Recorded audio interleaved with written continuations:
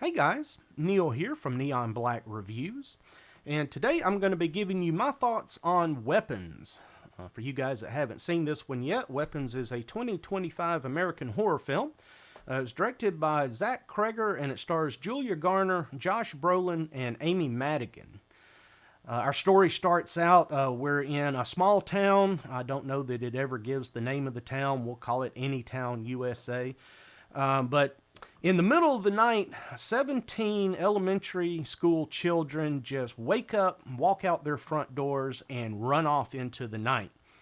The next day, their teacher shows up just like any other normal school day and finds her classroom completely empty except for one kid that did not follow his classmates. So obviously, when the town realizes, what has happened, chaos ensues. The police are, trying to figure out what happened to these kids. Of course, they interview the school teacher. They interview the kid that did not do the same as his classmates. But long story short, they don't get any information. They have no leads. Their investigation is pretty much at a standstill. Because they really have nothing to go on. And of course, this infuriates the town. They want answers. They want them now. And the story just kind of goes from there. Obviously, I don't want to go into too much detail as far as what happens in this film for you guys that haven't seen it. So I went into this film completely blind. This was a first-time watch for me. The only thing that I had heard about this film was just people saying how good it was. And I mean a lot of people that I know that had already seen this film. Most of them, I guess, saw it in the theater because it was in the theater not too terribly long ago. Everybody was just raving about how good this film was. So I did go into it with a little bit of elevated expectations, which I try not to do. But it was okay this time because I was definitely, even so, with all the, the positive energy that was surrounding this film, I was still pleasantly surprised by it. And one of the reasons for that, I didn't know this until after the film. I didn't know it going in, that the director was Zach Cregger. And if that name doesn't sound familiar to you, he is the same director that brought us Barbarian. And for those of you that have seen Barbarian, you know that it is not a conventional horror film. It does things a little different. Even though its story is kind of simple, it changes things up enough that those of you who are like me that have just seen, a ton of horror films, it makes the film unpredictable because it does not follow the genre conventions that we are all used to. And Weapons is no different. In retrospect, knowing who the director was, I was like, okay, well, that makes sense why the film was executed the way that it is executed. And what I mean by that is the story here is extremely simple. When you get to the end of the film and you know everything that is going on, it is a really simple story. That's nothing new in horror. Us horror fans, we don't need, intricate, complex plots. We just want to see a good movie. And I guess Zach Cregger understands that, but he also knows that, for those of us that have just seen so many movies, we expect, stories, whatever type they are, to be executed in a certain way. And he just turns that upside down here in Weapons, even more so than he did in Barbarian. So one of those things that I'm talking about, again, not going to go into any real details as far as what actually happens in the film, but the film is not told in a linear fashion. So yeah, it kind of takes the Pulp Fiction approach to storytelling. But even then, it still feels a little different because this film is broken up into chapters, and each chapter focuses on a specific character. We start out with the school teacher. I believe her name is Justine. She is played by Julia Garner. So we see, a certain portion of the story from her perspective that carries us, from this point to this point. And then we switch to another character, and then another character after that, and so on until the end of the film. And some of these segments may overlap a little bit with one of the previous segments, but again, we are seeing, the same event from a different perspective. Some of these chapters actually go back even further in time than, where the film initially opened. So that's one of the things that just gives this a little more of a different, look and feel. Because, a standard run-of-the-mill horror film would have just told this in a linear fashion. But there's even more elements in play. I mean, it's not just, a broken up, out of order timeline. And it's really not all that out of order. I mean, it's really not.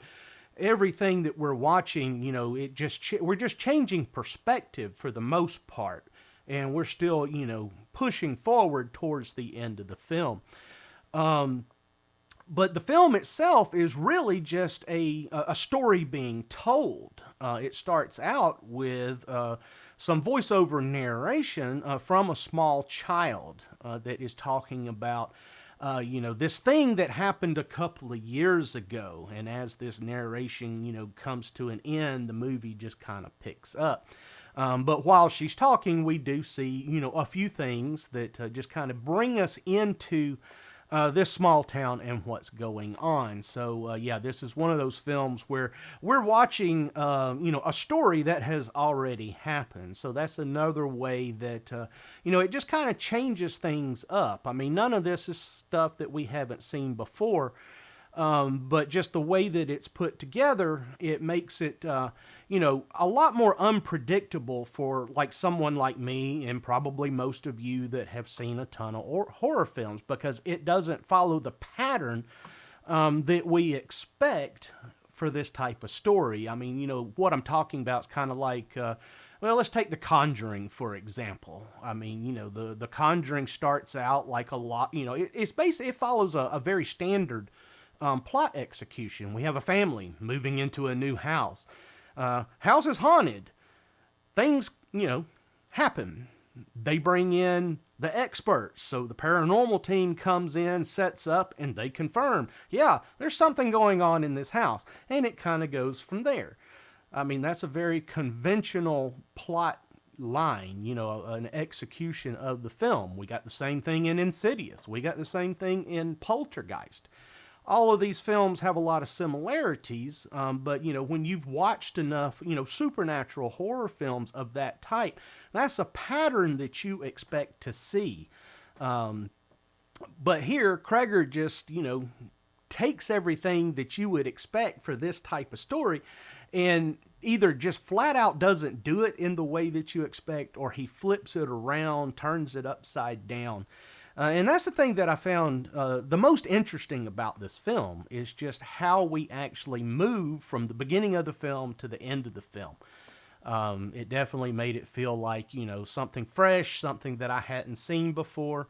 And for the most part, it is kind of something that I haven't seen before. The story itself, there's probably some films out there that are basically this plot.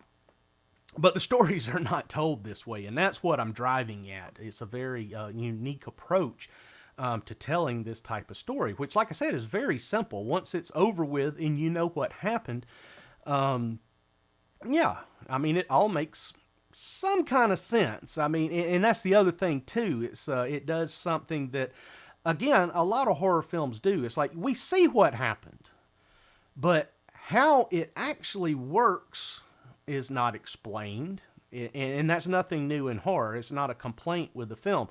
Again, we don't need all the answers. It's just all of these little things that, they've just, like I said, it's been, flipped around, turned upside down.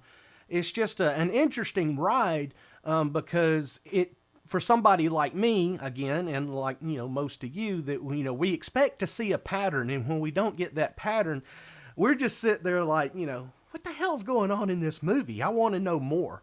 And I think it was a brilliant way to tell what, like I said, is a very, very simple story. And it's got other things in it. I mean, is this a supernatural film? Yeah. Is it a psychological horror film? Yeah. Is it a dark comedy? Yeah, at times. There are definitely some dark comedic elements in this film as well. So, it's not just changing the pattern on us. It's blending things together, to make it, at least feel more than it actually is. Because again, it's a very simple story, but it's just a great way to tell it that makes it an enjoyable film to watch. So overall, I had a really good time with this film. I mean, the performances were really good. There was several characters in this film, some that you don't like, some that you do like. You kind of get frustrated at times with, like I said early on in the film, the whole town is blaming the school teacher for what happened. They think she knows, she has to know. Why would she know? She just showed up one day and her class wasn't there. How the hell do you blame it all on her? But the town's got to blame somebody, and that became their scapegoat. So, you're kind of automatically behind the school teacher just from the beginning because, she's being burned at the stake, not literally, but, figuratively for something that she probably didn't have anything to do with. So it's got, things like that in it. So it's the characters are, interesting, and they do a great job of, working with each other to tell this story. The way the film is shot is really interesting. Again, we got a lot of that in Barbarian too, right? You get, the way the camera just captures, what's going on in the film. Is also very interesting. So I really like that aspect of it. And especially in the finale, it gets pretty gory. So I love that as well. You guys know me. I like to, see some good bloody killing in my films, if it's appropriate. And it was appropriate here. It definitely had a great payoff. I mean, you got to see what you were hoping you'd get to see by the end of the film. So yeah, obviously don't want to go into any detail with that either, but yeah, I like the ending of the film. So just overall, this was a really fun ride. I enjoyed it. It's over 2 hours long, so we got another long horror film. Could it have been tightened up a little bit? Maybe. But again, the first, I don't know, 2 acts. I don't even know if you could even divide this film into acts really, because it's, so many chapters. But, halfway to 2/3 of the film, it is kind of a slow burn. I mean, we're learning and, we're figuring things out. But it, the real, impact, the real action is all towards the end of the film. So in that regard, it is kind of a slow burn up to a point, but it's not the slowest of slow burns I've ever seen. I didn't never really think the film was dragging, but yeah, for those of you that don't like long films, yeah, you might think that they could have tightened it up a little bit. But overall, I didn't care. It was, I was engrossed in the film from the beginning, and definitely wanted to see how it ended up. So overall, I think this is a really, really good horror film. It's a great follow-up to Barbarian. I don't know that Cregger has done anything else in between, but then again, like I said, I think in another video just a few days ago, that haven't really been keeping up with what's going on in horror lately. This is one of the things I'm trying to do now, is get caught up with some of the more recent films that I normally would have watched already. So yeah, be on the lookout for some more of the newer films from the past. I don't know, if not 2025, but probably going back to 2023 or so. There's a lot of them there that I need to get caught up on, so that's going to be coming up here pretty soon. But yeah, if you haven't seen Weapons, definitely yeah, watch it as soon as you can. Add it to your watch list. I think you'll enjoy it.